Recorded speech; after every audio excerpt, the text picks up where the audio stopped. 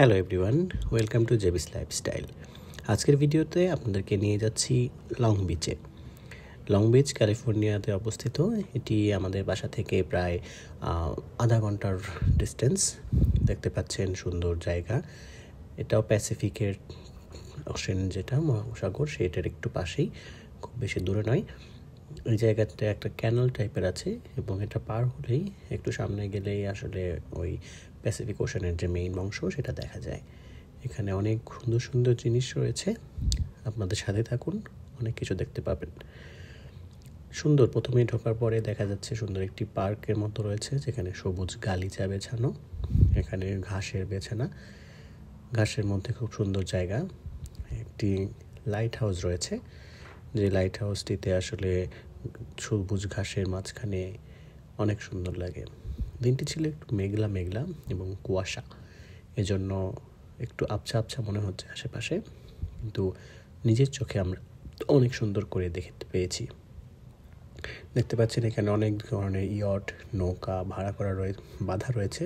এগুলো এখান থেকে ভাড়া নেওয়া যায় এবং ভাড়া নিয়ে এখান থেকে ডলফিন ওয়াচের জন্য যাওয়া সম্ভব। ওয়াকওয়েগুলো আসলে খুবই সুন্দর। ওয়াকওয়ে দিয়ে খুব সুন্দর করে হেঁটে হেঁটে যাওয়া যায় এবং এটি মোটামুটি 2 ঘন্টা বা 2.5 ঘন্টা বা আরও বেশি সময়, সারাদিনের জন্য যদি কেউ চায় সারাদিনও আসলে এখানে গিয়ে সময় কাটাতে পারবেন। এখানে অনেকে ফ্যামিলি নিয়ে এসেছে, অনেকে সাইক্লিং করছে, সাইকেল ভাড়া পাওয়া যাচ্ছে। সেই সাইকেল, বাইসাইকেল, ট্রাইসাইকেল, যে সাইকেলগুলোতে 2 জন বেশি, যেমন 3 জন বা 5 জন, 6 জন, বিভিন্ন ধরনের সাইকেল আসলে এখানে পাওয়া যায়, যাতে করে মানুষে নিজেরা সাইকেল চালিয়ে চালিয়ে ঘুরতে পারেন। এখান থেকে নির্দিষ্ট সময় পর পর, প্রায় আধা ঘন্টা পর ঘন্টা পর পর বিভিন্ন ধরনের বোট ছেড়ে যায়, যেগুলো মাথা পিছু প্রায় $20 থেকে $60 মধ্যে আসলে ভাড়া রয়েছে। এগুলোতে করে মোটামুটি 1 ঘন্টার মতো ঘুরিয়ে আনে, যেখানে সাগরের মধ্যে দেখা যায় যে ডলফিন বা অন্য যে সি অ্যানিমালস রয়েছে সেগুলো দেখা সম্ভব।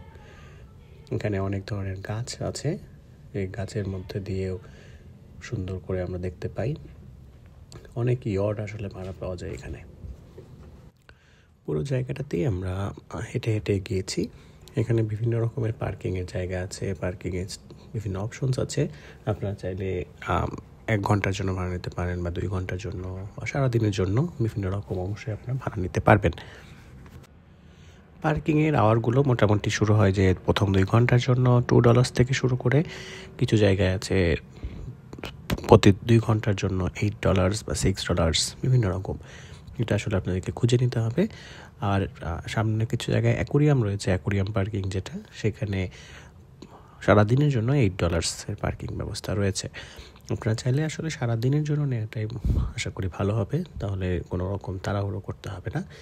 এখানে লক ব্রিজ আছে, অনেকেই নিজেদের নাম বা অন্যরকম করে কোনোরকম চিন্তা করে কোনোরকম মানুষা টাইপের করে তারা বেঁধে রাখেন নিজেদের প্রিয়জনকে নাম দিয়ে। এছাড়া দেখতে পাচ্ছেন অনেকগুলো স্পিড বোট, ইয়ট রয়েছে, পিছনে অনেকগুলো 5 স্টার মানের হোটেল রয়েছে, ওয়েস্টিন আছে, হায়াত রিজেন্সি আছে, প্যান প্যাসিফিক আছে, অনেকগুলো আসলে বিভিন্ন রকম হোটেল রয়েছে।